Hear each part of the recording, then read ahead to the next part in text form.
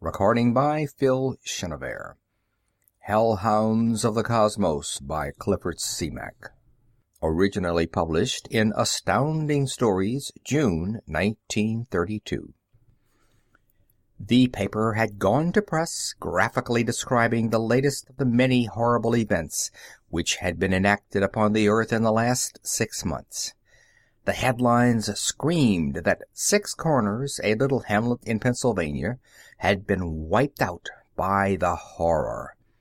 Another front-page story told of a terror in the Amazon Valley which had sent the natives down the river in babbling fear.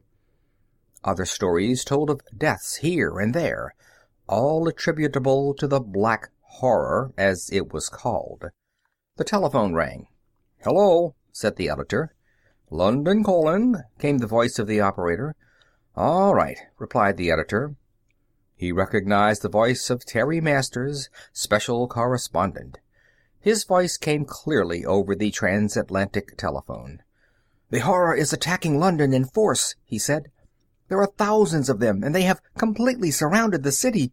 All roads are blocked. The government declared the city under martial rule a quarter of an hour ago, and efforts are being made to prepare for resistance against the enemy." "Just a second," the editor shouted into the transmitter. He touched a button on his desk, and in a moment an answering buzz told him he was in communication with the press room. "Stop the presses!" he yelled into the speaking tube. "Get ready for a new front makeup." "Okay," came faintly through the tube, and the editor turned back to the phone. "Now let's have it," he said, and the voice at the London end of the wire droned on, telling the story that in another half-hour was read by a world which shuddered in cold fear even as it scanned the glaring headlines. "Woods," said the editor of the Press to a reporter, "run over and talk to Dr. Silas White. He phoned me to send something about this horror business." Henry Woods rose from his chair without a word and walked from the office. As he passed the wire machine, it was tapping out, with a maddeningly methodical slowness, the story of the fall of London. Only half an hour before, it had rapped forth the flashes concerning the attack on Paris and Berlin. He passed out of the building into a street that was swarming with terrified humanity. 6 months of terror, of numerous mysterious deaths, of villages blotted out, had set the world on edge. Now, with London in possession of the horror and Paris and Berlin fighting hopelessly for their lives, the entire population of the world was half insane with fright. Extorters on street corners enlarged upon the end of the world, asking that the people prepare for eternity, attributing the horror to the act of a supreme being enraged with the wickedness of the earth. Expecting every moment an attack by the horror, people left their work and gathered in the streets. Traffic in places had been blocked for hours, and law and order were practically paralyzed. Commerce and transportation were disrupted as fright-ridden people fled from the larger cities, seeking doubtful hiding places in rural districts from the death that stalked the land. A loudspeaker in front of a music store blared forth the latest news flashes. "It has been learned," came the measured tone of the announcer, "that all communication with Berlin ceased about 10 minutes ago. At Paris, all efforts to hold the horror at bay have been futile.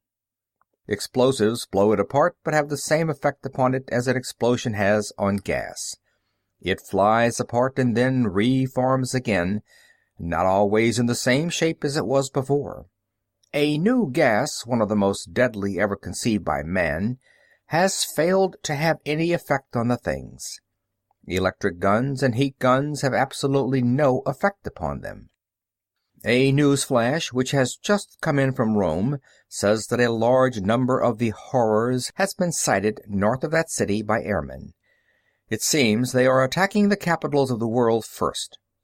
Word comes from Washington that every known form of defense is being amassed at that city. New York is also preparing." Henry Woods fought his way through the crowd which milled in front of the loudspeaker. The hum of excitement was giving way to silence. The silence of a stunned people. The fearful silence of a populace facing a presence it is unable to understand, an embattled world standing with useless weapons before an incomprehensible enemy. In despair, the reporter looked about for a taxi, but realized with a groan of resignation that no taxi could possibly operate in that crowded street. A streetcar, blocked by the stream of humanity which jostled and elbowed about it, stood still, a defeated thing. Seemingly the only man with a definite purpose in that whirlpool of terror-stricken men and women, the newspaper man settled down to the serious business of battling his way through the swarming street. "Before I go to the crux of the matter," said Dr. Silas White, about half an hour later, "let us first review what we know of this so-called horror. Suppose you tell me exactly what you know of it." Henry Woods shifted uneasily in his chair. Why didn't the old fool get down to business? The chief would raise hell if this story didn't make the regular edition. He stole a glance at his wristwatch. There was still almost an hour left. Maybe he could manage it, if the old chap would only snap into it. "I know no more," he said, "than is common knowledge." The gimlet eyes of the old white-haired scientist regarded the newspaper man sharply. "And that is?" he questioned. There was no way out of it, thought Henry. He'd have to humor the old fellow. "The horror," he replied, "appeared on Earth, so far as the knowledge of man is concerned, about 6 months ago." Dr. White nodded approvingly. "You state the facts very aptly," he said. "How so?" "When you say so far as the knowledge of man is concerned." "Why is that?" "You will understand in due time. Please proceed." Vaguely, the newspaper man wondered whether he was interviewing the scientist or the scientist interviewing him. "They were first reported," Woods said, "early this spring. At that time they wiped out a small village in the province of Quebec. All the inhabitants, except a few fugitives, were found dead, killed mysteriously and half eaten, as if by wild beasts. The fugitives were demented, babbling of black shapes that swept down out of the dark forest upon the little town in the small hours of the morning. The next that was heard of them was about a week later, when they struck in an isolated rural district in Poland, killing and feeding on the population of several farms. In the next week, more villages were wiped out, in practically every country on the face of the earth. From the hinterlands came tales of murder done at midnight, of men and women horribly mangled, of livestock slaughtered, of buildings crushed as if by some titanic force. At first they worked only at night, and then, seeming to become bolder and more numerous, attacked in broad daylight. The newspaper man paused. "Is that what you want?" he asked. "That's part of it," replied Dr. White, "but that's not all. What do these horrors look like?" "That's more difficult," said Henry. "They have been reported as every conceivable sort of monstrosity. Some are large and others are small. Some take the form of animals, others of birds and reptiles, and some are cast in appalling shapes, such as might be snatched out of the horrid imagery of a thing which resided in a world entirely alien to our own." Dr. White rose from his chair and strode across the room to confront the other. "Young man," he asked, "do you think it possible the horror might have come out of a world entirely alien to our own?" "I don't know," replied Henry. "I know that some of the scientists believe they came from some other planet, perhaps even from some other solar system. I know they are like nothing ever known before on Earth. They are always inky black, something like black tar, you know, sort of sticky looking, a disgusting sight. The weapons of mankind can't affect them. Explosives are useless, and so are projectiles. They wade through poison gas and fiery chemicals and seem to enjoy them. Elaborate electrical barriers have failed. Heat doesn't make them turn a hair." "And you think they came from some other planet, perhaps some other solar system?" "I don't know what to think," said Henry. "If they came out of space, they must have come in some conveyance, and that would certainly have been sighted, picked up long before it arrived by our astronomers. If they came in small conveyances, there must have been many of them. If they came in a single conveyance, it would be too large to escape detection. That is, unless—" Unless what? Snapped the scientist. Unless it traveled at the speed of light. Then it would have been invisible. Not only invisible, snorted the old man, but non-existent. A question was on the tip of the newspaperman's tongue, but before it could be asked, the old man was speaking again, asking a question. Can you imagine a fourth dimension? No, I can't, said Henry. Can you imagine a thing of only 2 dimensions? Vaguely, yes. The scientist smote his palms together. Now we're coming to it, he exclaimed. Henry Woods regarded the other narrowly. The old man must be turned. What did fourth and second dimensions have to do with the horrors? Do you know anything about evolution? Questioned the old man. I have a slight understanding of it. It is the process of upward growth, the stairs by which simple organisms climb to become more complex organisms. Dr. White grunted and asked still another question. Do you know anything about the theory of the exploding universe? Have you ever noted the tendency of the perfectly balanced to run amok? The reporter rose to his feet. Dr. White, he said, you phoned my paper you had a story for us. I came here to get it, but all you have done is ask me questions. If you can't tell me what you want us to publish, I will say good day. The doctor put forth a hand that shook slightly. Sit down, young man, he said. I don't blame you for being impatient, but I will now come to my point. The newspaper man sat down again. I have developed a hypothesis, said Dr. White, and have conducted several experiments which seem to bear it out. I am staking my reputation upon the supposition that it is correct. Not only that, but I am also staking the lives of several brave men who believe implicitly in me and my theory. After all, I suppose it makes little difference, for if I fail, the world is doomed. If I succeed, it is saved from complete destruction. Have you ever thought that our evolutionists might be wrong? That evolution might be downward instead of upward? The theory of the exploding universe, the belief that all of creation is running down, being thrown off balance by the loss of energy, spurred onward by cosmic accidents which tend to disturb its equilibrium, to a time when it will run wild and space will be filled with swirling dust of disintegrated worlds, would bear out this contention. This does not apply to the human race. There is no question that our evolution is upward, that we have arisen from one-celled creatures wallowing in the slime of primal seas. Our case is probably paralleled by thousands of other intelligences on far-flung planets and island universes.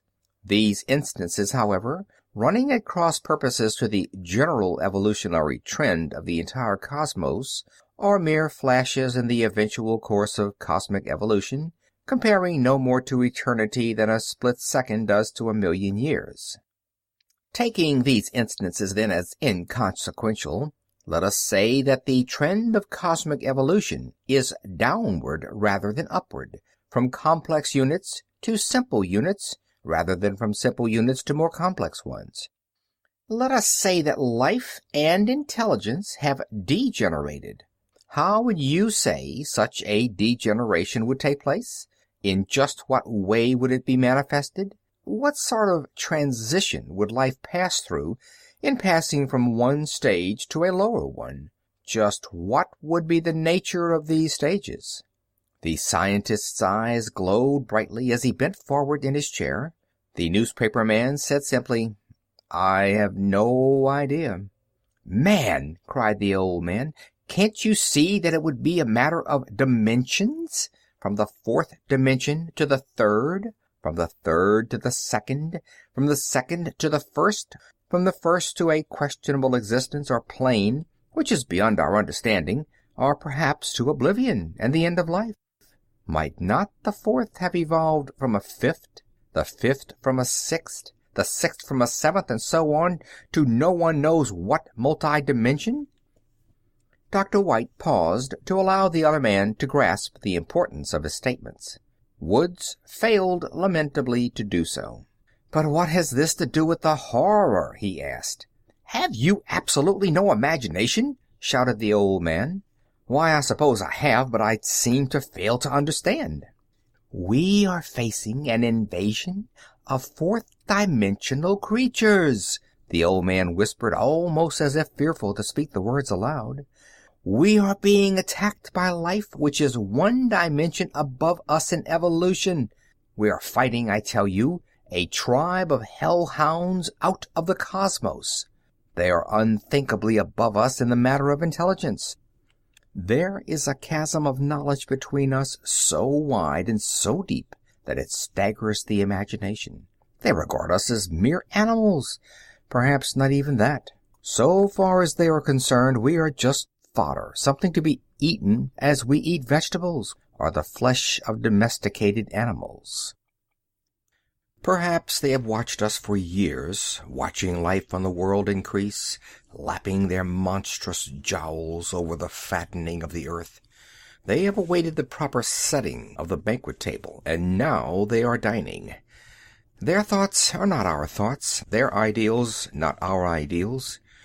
Perhaps they have nothing in common with us except the primal basis of all life, self-preservation, the necessity of feeding.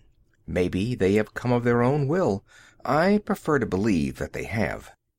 Perhaps they are merely following the natural course of events, obeying some immutable law legislated by some higher being who watches over the cosmos and dictates what shall be and what shall not be.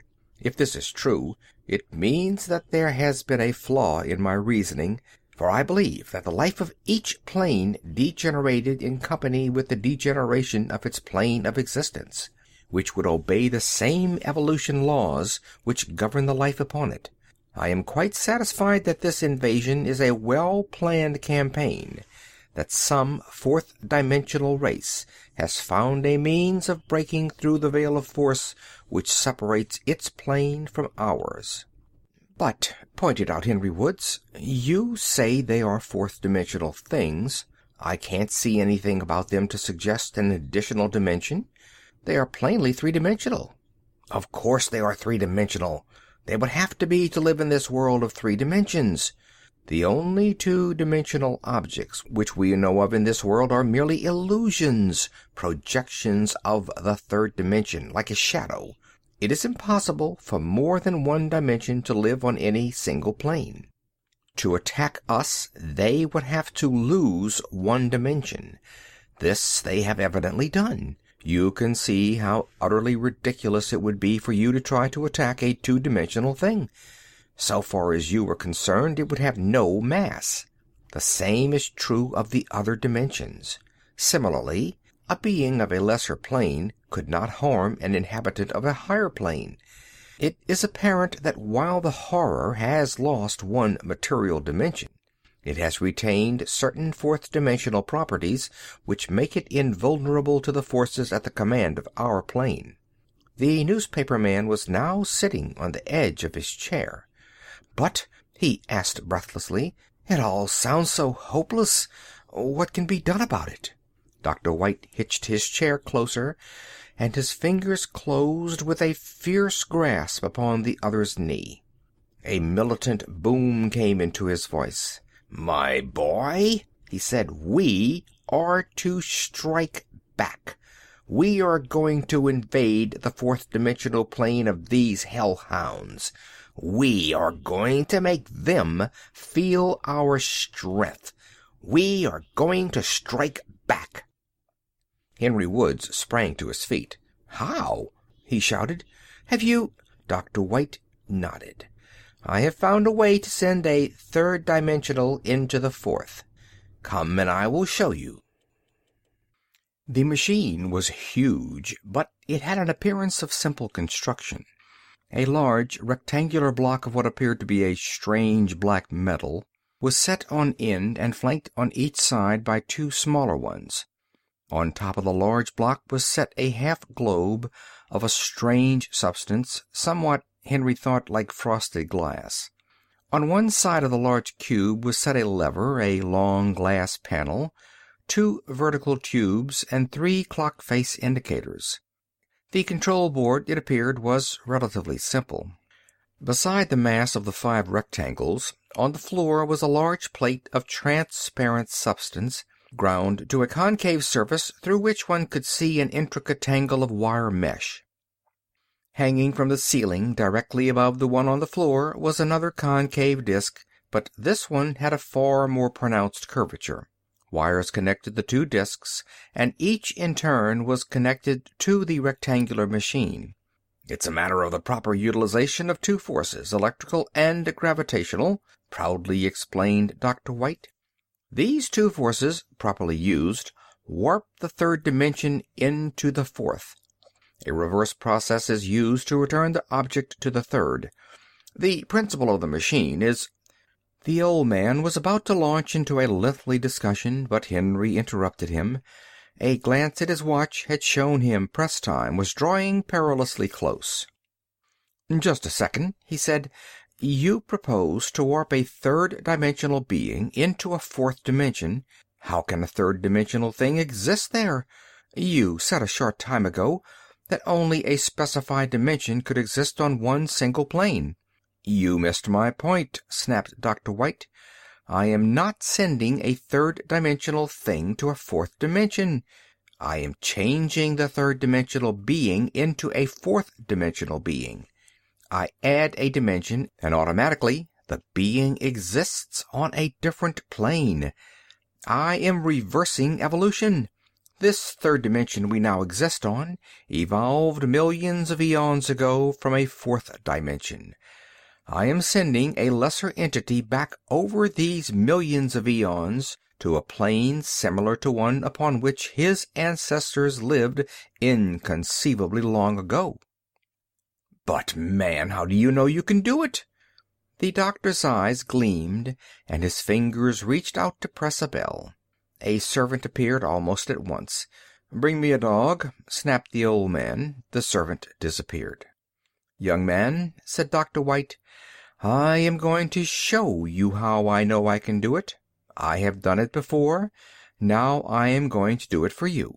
I have sent dogs and cats back to the fourth dimension and returned them safely to this room. I can do the same with men." The servant reappeared, carrying in his arms a small dog. The doctor stepped to the control board of his strange machine. "All right, George," he said. The servant had evidently worked with the old man enough to know what was expected of him. He stepped close to the floor disk and waited. The dog whined softly, sensing that all was not exactly right.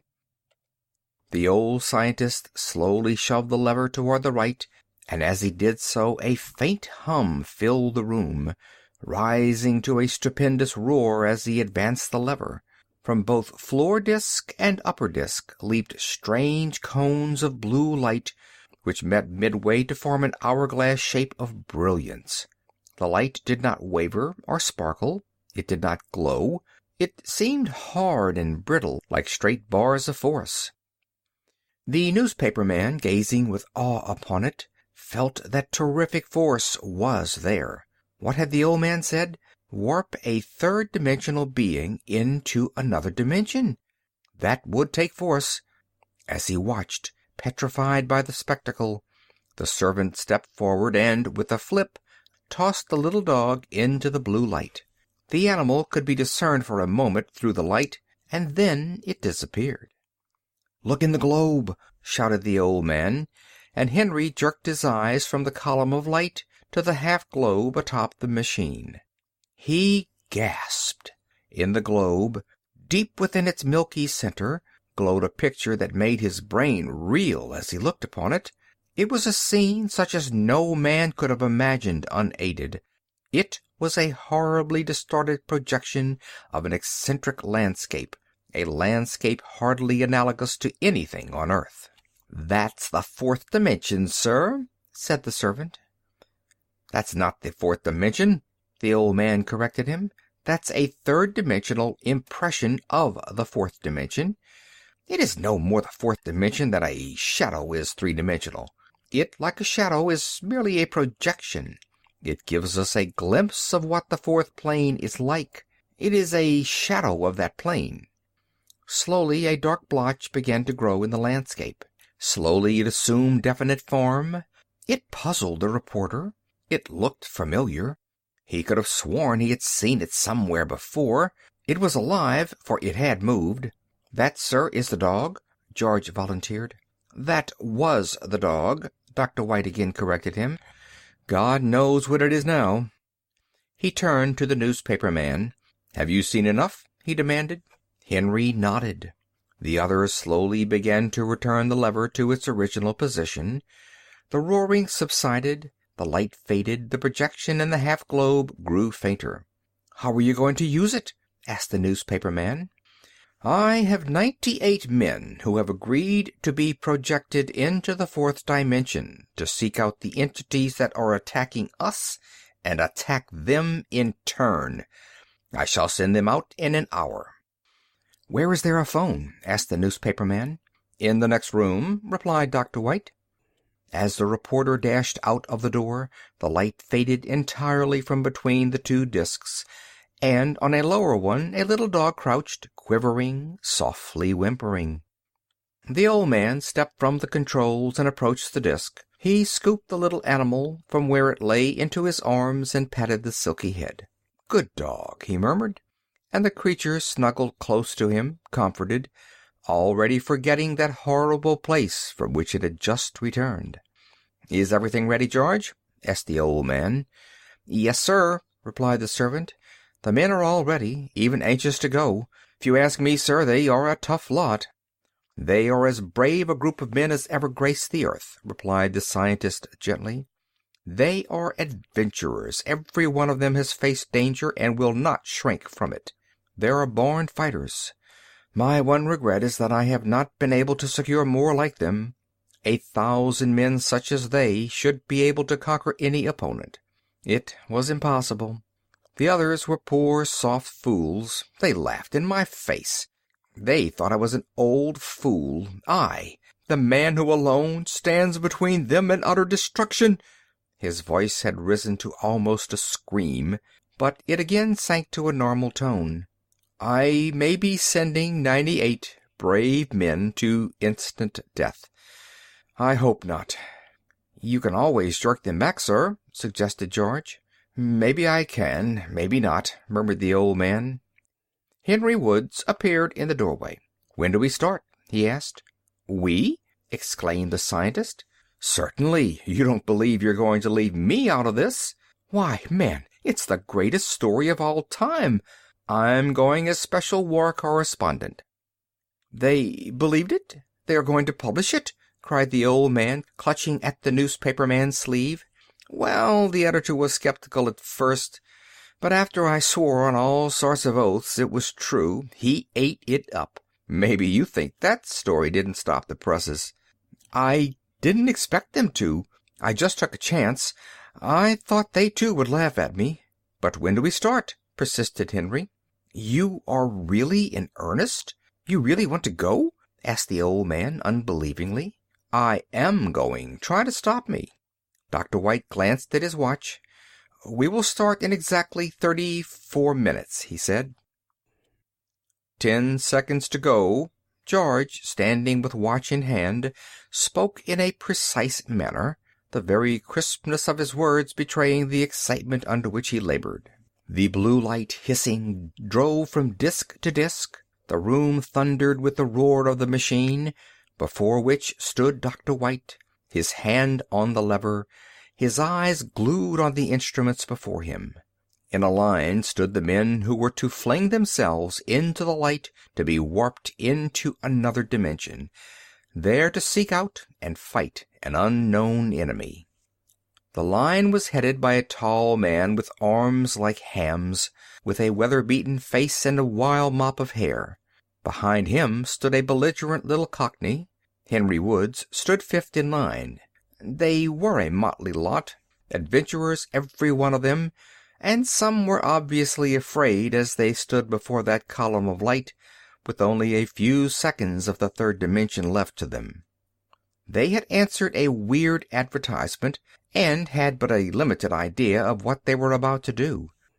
Grimly, though, they accepted it as a job, a bizarre job, but a job. They faced it as they had faced other equally dangerous but less unusual jobs. 5 seconds, snapped George. The lever was all the way over now. The half-globe showed within its milky interior a hideously distorted landscape. The light had taken on a hard, brittle appearance, and its hiss had risen to a scream. The machine thundered steadily with a suggestion of horrible power. "Time up!" The tall man stepped forward. His foot reached the disk. Another step, and he was bathed in the light. A third, and he glimmered momentarily, then vanished. Close on his heels followed the little Cockney. With his nerves at almost a snapping point, Henry moved on behind the fourth man. He was horribly afraid. He wanted to break from the line and run. It didn't matter where. Any place to get away from that steady, steely light in front of him. He had seen 3 men step into it, glow for a second, and then disappear. A fourth man had placed his foot on the disk. Cold sweat broke out on his brow. Like an automaton, he placed one foot on the disk. The fourth man had already disappeared. "Snap into it, pal," growled the man behind. Henry lifted the other foot, caught his toe on the edge of the disk, and stumbled headlong into the column of light. He was conscious of intense heat, which was instantly followed by equally intense cold. For a moment his body seemed to be under enormous pressure, then it seemed to be expanding, flying apart, bursting, exploding. He felt solid ground under his feet, and his eyes, snapping open, saw an alien land. It was a land of somber color with great gray moors and beetling black cliffs. There was something queer about it, an intangible quality that baffled him. He looked about him, expecting to see his companions. He saw no one. He was absolutely alone in that desolate, brooding land. Something dreadful had happened. Was he the only one to be safely transported from the third dimension? Had some horrible accident occurred? Was he alone? Sudden panic seized him. If something had happened, if the others were not here, might it not be possible that the machine would not be able to bring him back to his own dimension? Was he doomed to remain marooned forever in this terrible place? He looked down at his body and gasped in dismay. It was not his body. It was a grotesque caricature of a body, a horrible, profane mass of flesh, like a phantasmagoric beast snatched from the dreams of a lunatic. It was real, however. He felt it with his hands, but they were not hands. They were something like hands. They served the same purpose that hands served in the third dimension. He was, he realized, a being of the fourth dimension, but in his fourth-dimensional brain still clung hard-fighting remnants of that faithful old third-dimensional brain. He could not as yet see with fourth-dimensional eyes, think purely fourth-dimensional thoughts. He had not oriented himself as yet to this new plane of existence. He was seeing the fourth dimension through the blurred lenses of millions of eons of third-dimensional existence. He was seeing it much more clearly than he had seen it in the half-globe atop the machine in Dr. White's laboratory, but he would not see it clearly until every vestige of the third dimension was wiped from him. That, he knew, would come in time. He felt his weird body with those things that served as hands, and he found beneath his groping, unearthly fingers great rolling muscles, powerful tendons, and hard, well-conditioned flesh. A sense of well-being surged through him, and he growled like an animal of that horrible fourth plane. But the terrible sounds that came from beneath his slobbering lips were not those of his own voice. They were the voices of many men. Then he knew he was not alone. Here, in this one body, were the bodies, the brains, the power, the spirit of those other 98 men. In the fourth dimension, all the millions of third-dimensional things were one. Perhaps that particular portion of the third dimension called the Earth had sprung from, or degenerated from, one single unit of a dissolving, worn-out fourth dimension. The third dimension warped back to a higher plane, was automatically obeying the mystic laws of evolution by reforming in the shape of that old ancestor, unimaginably removed in time from the race he had begot. He was no longer Henry Woods, newspaperman. He was an entity that had given birth in the dim ages when the earth was born to a third dimension. Nor was he alone. This body of his was composed of other sons of that ancient entity. He felt himself grow, felt his body grow vaster, assume greater proportions, felt new vitality flow through him. It was the other men, the men who were flinging themselves into the column of light in the laboratory, to be warped back to this plane, to be incorporated in his body. It was not his body, however. His brain was not his alone. The pronoun, he realized, represented the sum total of these men, his fellow adventurers. Suddenly a new feeling came, a feeling of completeness, a feeling of supreme fitness. He knew that the last of the 98 men had stepped across the disk, that all were here in this giant body. Now he could see more clearly. Things in the landscape which had escaped him before became recognizable. Awful thoughts ran through his brain, heavy, ponderous black thoughts. He began to recognize the landscape as something familiar, something he had seen before, a thing with which he was intimate. Phenomena which his third-dimensional intelligence would have gasped at became commonplace. He was finally seeing through fourth-dimensional eyes, thinking fourth-dimensional thoughts. Memory seeped into his brain, and he had fleeting visions, visions of dark caverns lit by hellish flames, of huge seas that battered remorselessly with mile-high waves against towering headlands that reared titanic toward a glowering sky. He remembered a red desert scattered with scarlet boulders. He remembered silver cliffs of gleaming metallic stone. Through all his thoughts ran something else, a scarlet thread of hate, an all-consuming passion, a fierce lust after the life of some other entity. He was no longer a composite thing built of third-dimensional beings. He was a creature of another plane, a creature with consuming hate, and suddenly he knew against whom this hate was directed, and why. He knew also that this creature was near, and his great fists closed and then spread wide as he knew it. How did he know it? Perhaps through some sense which he, as a being of another plane, held but which was alien to the earth. Later he asked himself this question. At the time, however, there was no questioning on his part. He only knew that somewhere near was a hated enemy, and he did not question the source of his knowledge.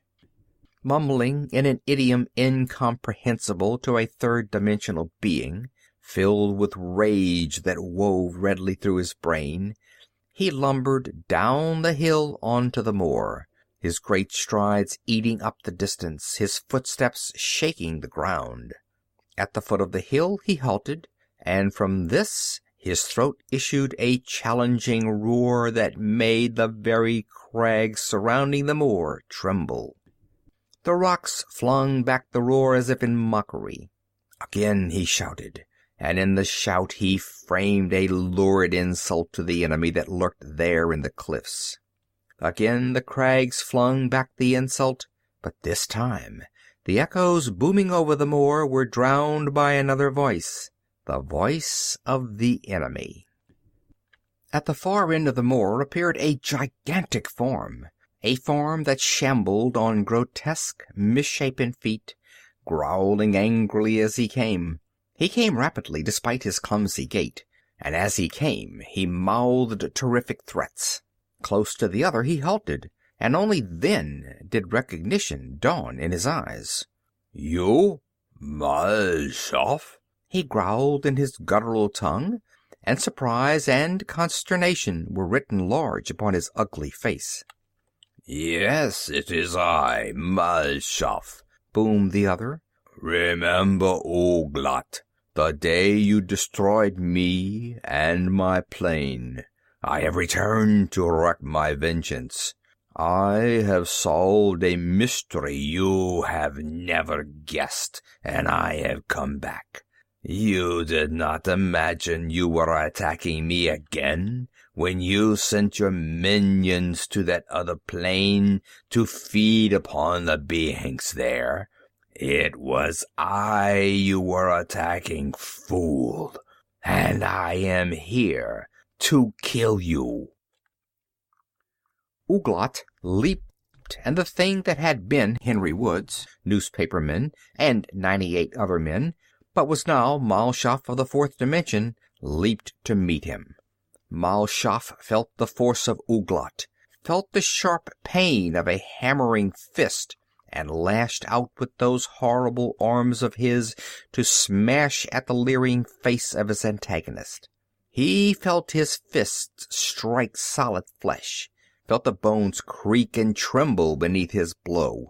His nostrils were filled with the terrible stench of the other's foul breath in his filthy body. He teetered on his gnarled legs and sidestepped a vicious kick, and then stepped in to gouge with straightened thumb at the other's eye. The thumb went true, and Oglot howled in pain. Mal Shaff leaped back as his opponent charged head down, and his knotted fist beat a thunderous tattoo as the misshapen beast closed in. He felt clawing fingers seeking his throat, felt ghastly nails ripping at his shoulders. In desperation, he struck wildly, and Oglot reeled away. With a quick stride, he shortened the distance between them and struck Oglot a hard blow squarely on his slavering mouth. Pressing hard upon the reeling figure, he swung his fists like sledgehammers, and Oglot stumbled, falling in a heap on the sand. Mal Shaff leaped upon the fallen foe and kicked him with his taloned feet, ripping him wickedly. There was no thought of fair play, no faintest glimmer of mercy. This was a battle to the death. There could be no quarter. The fallen monster howled, but his voice was cut short as his foul mouth with its razor-edged fangs closed on the other's body. His talons, seeking a hole, clawed deep. Mal Shaff, his brain a screaming maelstrom of weird emotions, aimed pile-driver blows at the enemy, clawed and ripped. Together the two rolled, locked tight in titanic battle, on the sandy plain, and a great cloud of heavy dust marked where they struggled. In desperation, Oglot put every ounce of his strength into a heave that broke the other's grip and flung him away. The two monstrosities surged to their feet, their eyes red with hate, glaring through the dust cloud at one another. Slowly, Oglot's hand stole to a black, wicked cylinder that hung on a belt at his waist. His fingers closed upon it, and he drew the weapon. As he leveled it at Mal Shaff, his lips curled back, and his features distorted into something that was not pleasant to see. Mal Shaff, with double fists, saw the great thumb of his enemy slowly depressing a button on the cylinder, and a great fear held him rooted in his tracks. In the back of his brain something was vainly trying to explain to him the horror of this thing which the other held. Then a multicolored spiral, like a corkscrew column of vapor, sprang from the cylinder and flashed toward him. It struck him full on the chest, and even as it did so he caught the ugly fire of triumph in the red eyes of his enemy. He felt a stinging sensation where the spiral struck, but that was all. He was astounded. He had feared this weapon, had been sure it portended some form of horrible death, but all it did was to produce a slight sting. For a split second he stood stock still, then he surged forward and advanced upon Oglot, his hands outspread like claws. From his throat came those horrible sounds, the speech of the fourth dimension. "Did I not tell you, foul son of Sarguth, that I had solved a mystery you have never guessed at? Although you destroyed me long ago, I have returned. Throw away your puny weapon. I am of the lower dimension and am invulnerable to your engines of destruction. You bloated—" His words trailed off in a stream of vileness that could never have occurred to a third-dimensional mind. Ouglat, with every line of his face distorted with fear, flung the weapon from him and, turning, fled clumsily down the moor, with Mal Shaff at his heels. Steadily Mal Shaff gained, and with only a few feet separating him from Ouglat, he dived with outspread arms at the other's legs. The two came down together, but Mal Shaff's grip was broken by the fall, and the two regained their feet at almost the same instant. The wild moor resounded to their throaty roaring, and the high cliffs flung back the echoes of the bellowing of the two gladiators below. It was sheer strength now, and flesh and bone were bruised and broken under the life-shaking blows that they dealt. Great furrows were plowed in the sand by the sliding of heavy feet as the two fighters shifted to or away from attack. Blood of fourth-dimensional creatures covered the bodies of the two and stained the sand with its horrible hue. Perspiration streamed from them, and their breath came in gulping gasps. The lurid sun slid across the purple sky, and still the two fought on. Ouglat, one of the ancients, and Mal Shaff reincarnated. It was a battle of giants. A battle that must have beggared even the titanic tilting of forgotten gods and entities in the ages when the third-dimensional Earth was young. Mal Shaff had no conception of time. He may have fought seconds or hours. It seemed an eternity. He had attempted to fight scientifically, but had failed to do so. While one part of him had cried out to elude his opponent, to wait for openings, to conserve his strength, another part had shouted at him to step in and smash, smash, smash at the hated monstrosity pitted against him. It seemed Ouglat was growing in size, had become more agile, that his strength was greater. His punches hurt more. It was harder to hit him. Mal Shaff drilled in determinedly, head down, fists working like pistons. As the other seemed to grow stronger and larger, he seemed to become smaller and weaker. It was queer. Ouglat should be tired, too. His punches should be weaker. He should move more slowly, be heavier on his feet. There was no doubt of it. Ouglat was growing larger, was drawing on some mysterious reserve of strength. From somewhere new force and life were flowing into his body, but from where was this strength coming? A huge fist smashed against Mal Shaff's jaw. He felt himself lifted, and the next moment he skidded across the sand. Lying there, gasping for breath, almost too fagged to rise, with the black bulk of the enemy looming through the dust cloud before him, he suddenly realized the source of the other's renewed strength. Ouglat was recalling his minions from the third dimension. They were incorporating in his body, returning to their parent body. They were coming back from the third dimension to the fourth dimension to fight a third-dimensional thing reincarnated in the fourth-dimensional form it had lost millions of eons ago. This was the end, thought Mal Shaff. But he staggered to his feet to meet the charge of the ancient enemy, and a grim song, a death chant immeasurably old, suddenly and dimly remembered from out of the mists of countless millenniums, was on his lips as he swung a pile-driver blow into the suddenly astonished face of the rushing Ouglat. The milky glow atop the machine in Dr. White's laboratory glowed softly, and within that glow two figures seemed to struggle. Before the machine, his hands still on the controls, stood Dr. Silas White. Behind him the room was crowded with newspaper men and photographers. Hours had passed since the 98 men, 99 counting Henry Woods, had stepped into the brittle column of light to be shunted back through unguessed time to a different plane of existence.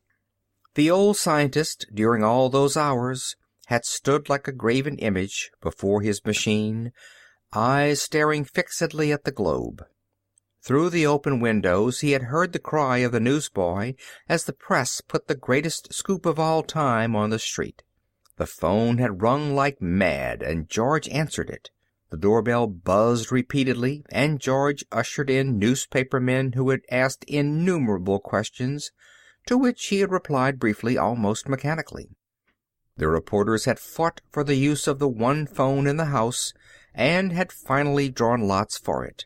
A few had raced out to use other phones. Photographers came, and flashes popped, and cameras clicked. The room was in an uproar. On the rare occasions when the reporters were not using the phone, the instrument buzzed shrilly. Authoritative voice demanded Dr. Silas White. George, his eyes on the old man, stated that Dr. Silas White could not be disturbed, that he was busy. From the street below came the heavy-throated hum of thousands of voices. The street was packed with a jostling crowd of awed humanity, every eye fastened on the house of Dr. Silas White. Lines of police held them back. "What makes them move so slowly?" asked a reporter, staring at the globe. "They hardly seem to be moving. It looks like a slow-motion picture." "They are not moving slowly," replied Dr. White. "There must be a difference in time in the fourth dimension. Maybe what is hours to us is only seconds to them. Time must flow more slowly there. Perhaps it is a bigger place than this third plane. That may account for it." "They aren't moving slowly. They are fighting savagely. It's a fight to the death. Watch." The grotesque arm of one of the figures in the milky globe was moving out slowly, loafing along, aimed at the head of the other. Slowly the other twisted his body aside, but too slowly. The fist finally touched the head, still moving slowly forward, the body following as slowly. The head of the creature twisted, bent backwards, and the body toppled backwards in a leisurely manner. "What does White say? Can't you get a statement of some sort from him? Won't he talk at all? A hell of a fine reporter you are. Can't even get a man to open his mouth. Ask him about Henry Woods. Get a human interest slant on Woods walking into the light. Ask him how long this is going to last. Damn it all, man, do something. Don't bother me again until you have a real story. Yes, I said a real story. Are you hard of hearing? For God's sake, do something." The editor slammed the receiver on the hook. "Brooks," he snapped, "get the War Department at Washington. Ask them if they're going to back up White. Go on, get busy." "How will you get them? I don't know. Just get them, that's all. Get them." Typewriters gibbered like chuckling morons through the roaring tumult of the editorial rooms. Copy boys rushed about, white sheets clutched in their grimy hands. Telephones jangled and strident voices blared through the haze that arose from the pipes and cigarettes of perspiring writers who feverishly transferred to paper the startling events that were rocking the world. The editor, his necktie off, his shirt open, his sleeves rolled to the elbow, drummed his fingers on the desk. It had been a hectic 24 hours, and he had stayed at the desk every minute of the time. He was dead tired. When the moment of relaxation came, when the tension snapped, he knew he would fall into an exhausted stupor of sleep. But the excitement was keeping him on his feet. There was work to do. There was news such as the world had never known before. Each new story meant a new front make-up, another extra. Even now the presses were thundering. Even now papers with the ink hardly dry upon them were being snatched by the avid public from the hands of screaming newsboys. A man raced toward the city desk, waving a sheet of paper in his hand. Sensing something unusual, the others in the room crowded about as he laid the sheet before the editor. "Just came in," the man gasped. The paper was a wire dispatch. It read, "Rome. The Black Horror is in full retreat. Although still apparently immune to the weapons being used against it, it is lifting the siege of this city. The cause is unknown." The editor ran his eye down the sheet. There was another dateline. Madrid. The black horror which has enclosed this city in a ring of dark terror for the last 2 days is fleeing, rapidly disappearing." The editor pressed a button. There was an answering buzz. "Composing room," he shouted. "Get ready for a new front. Yes, another extra. This will knock their eyes out." A telephone jangled furiously. The editor seized it. "Yes, what was that? White says he must have help? I see. Woods and the others are weakening. Badly beaten, eh? More men needed to go out to the other plane? Wants reinforcements? Yes, I see. Well, tell him that he'll have them. If he can wait half an hour, we'll have them walking by thousands into that light. I'll be damned if we don't. Just tell White to hang on. We'll have the whole nation coming to the rescue." He jabbed up the receiver. "Richards," he said, "write a streamer. Help needed. Reinforcements called. Something of that sort, you know. Make it scream. Tell the foreman to dig out the biggest type he has. A foot high. If we ever needed big type, we need it now." He turned to the telephone. "Operator," he said, "get me the Secretary of War at Washington. The Secretary in person, you understand. No one else will do." "In 2 hours," he explained, banging the desktop for emphasis, "we'll have the United States Army marching into that light Woods walked into." The bloody sun was touching the edge of the weird world, seeming to hesitate before taking the final plunge behind the towering black crags that hung above the ink-pot shadows at their base. The purple sky had darkened until it was almost the color of soft black velvet. Great stars were blazing out. Ouglat loomed large in the gathering twilight, a horrible, misshapen ogre of an outer world. He had grown taller, broader, greater. Mal Shaf's head now was on a level with the other's chest. His huge arms seemed toy-like in comparison with those of Ouglat, his legs mere pipe stems. Time and time again he had barely escaped as the clutching hands of Ouglat reached out to grasp him. Once within those hands he would be torn apart. The battle had become a game of hide and seek, a game of cat and mouse, with Mal Shaff the mouse. Slowly the sun sank and the world became darker.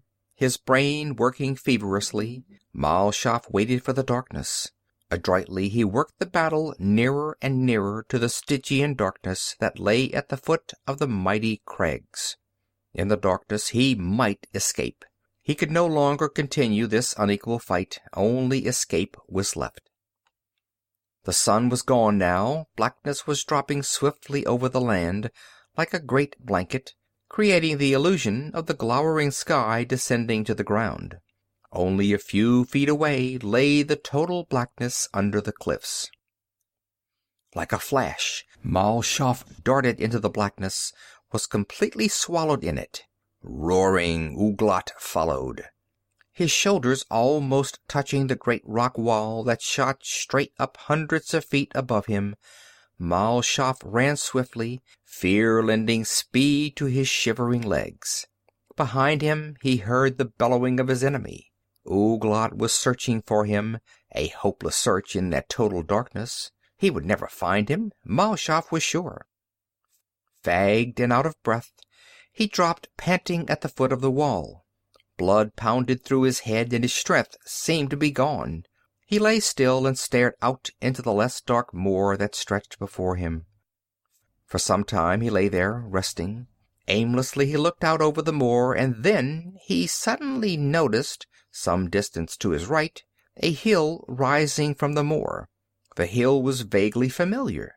He remembered it dimly as being of great importance. A sudden, inexplicable restlessness filled him.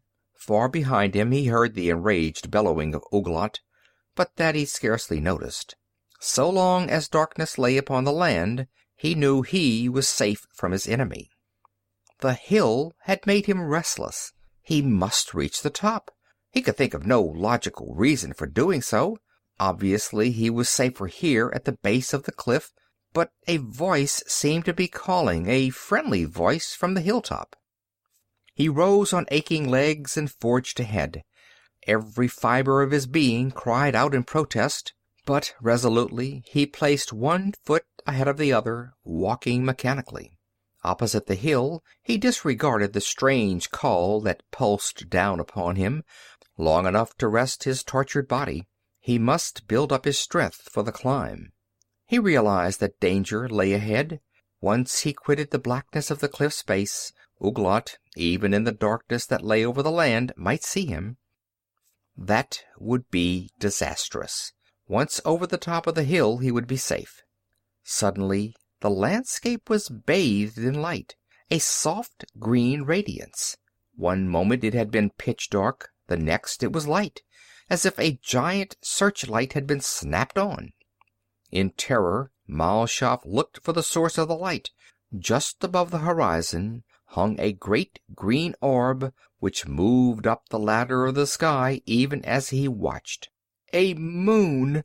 A huge green satellite, hurtling swiftly around this cursed world. A great overwhelming fear sat upon Mal Shaff, and with a high, shrill scream of anger, he raced forward, forgetting his aching body and outraged lungs. His scream was answered from far off, and out of the shadows of the cliffs toward the far end of the moor, a black figure hurled itself. Ouglat was on the trail. Mal Shaff tore madly up the slope, topped the crest, and threw himself flat on the ground, almost exhausted. A queer feeling stole over him, a queer feeling of well-being. New strength was flowing into him. The old thrill of battle was pounding through his blood once more. Not only were queer things happening to his body, but also to his brain. The world about him looked queer, held a sort of intangible mystery he could not understand. A half-question formed in the back of his brain. Who and what was he? Queer thoughts to be thinking. He was Mal Shaff, but had he always been Mal Shaff? He remembered a brittle column of light, creatures with bodies unlike his body walking into it. He had been one of those creatures. There was something about dimensions, about different planes, a plan for one plane to attack another. He scrambled to his bowed legs and beat his great chest with mighty, long-nailed hands. He flung back his head, and from his throat broke a sound to curdle the blood of even the bravest. On the moor below, Ouglat heard the cry and answered it with one equally ferocious. Mal Shaff took a step forward, then stopped stock still. Through his brain went a sharp command to return to the spot where he had stood, to wait there until attacked. He stepped back, shifting his feet impatiently. He was growing larger. Every second, fresh vitality was pouring into him. Before his eyes danced a red curtain of hate, and his tongue roared forth a series of insulting challenges to the figure that was even now approaching the foot of the hill. As Ouglat climbed the hill, the night became an insane bedlam. The challenging roars beat like surf against the black cliffs. Ouglat's lips were flecked with foam, his red eyes were mere slits, his mouth worked convulsively. They were only a few feet apart when Ouglat charged. Mal Shaff was ready for him. There was no longer any difference in their size, and they met like the two forward walls of contending football teams. Mal Shaff felt the soft throat of the other under his fingers, and his grip tightened. Maddened, Ouglat shot terrific blow after terrific blow into Mal Shaff's body. Try as he might, however, he could not shake the other's grip. It was silent now. The night seemed brooding, watching the struggle on the hilltop. Larger and larger grew Mal Shaff, until he overtopped Ouglat like a giant. Then he loosened his grip and, as Ouglat tried to scuttle away, reached down to grasp him by the nape of his neck. High above his head he lifted his enemy and dashed him to the ground. With a leap he was on the prostrate figure, tramping it apart, smashing it into the ground. With wild cries he stamped the earth, treading out the last of Ouglat, the Black Horror. When no trace of the thing that had been Ouglat remained, he moved away and viewed the trampled ground. Then for the first time he noticed that the crest of the hill was crowded with other monstrous figures. He glared at them, half in surprise, half in anger. He had not noticed their silent approach.